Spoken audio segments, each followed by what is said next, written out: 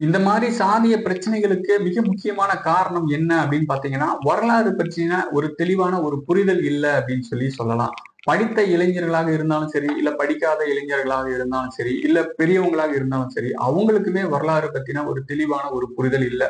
அரசியல் கட்சி நடத்துறாங்களே தவிர, ஒரு சாதிய அமைப்பை நடத்துறாங்களே தவிர, அவங்க கிட்ட போயிட்டு அவங்களோட சாதி பத்தியோ, இல்ல நம்மளுடைய தமிழ் மொழியை பத்தியோ, இல்ல தமிழ் இனத்தை பத்தின ஒரு வரலாறை பத்தி கேட்டீங்கன்னா அவங்களுக்கு பெரிய அளவுக்கு சொல்ல தெரியாது.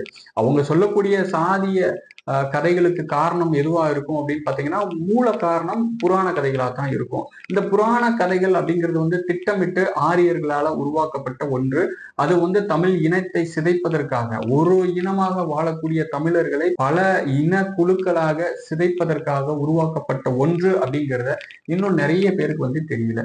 சிறிய சிறிய சாதிய அமைப்புகளாக இருந்தாலும் சரி, இல்ல சிறிய சிறிய அரசியல் கட்சிகளாக இருந்தாலும் சரி, இன்னமும் இந்த புராண கதைகளின் மட்டுமே நம்பிக்கொண்டு தங்களுடைய சாதியை வளர்த்தெடுக்க விரும்புறாங்க.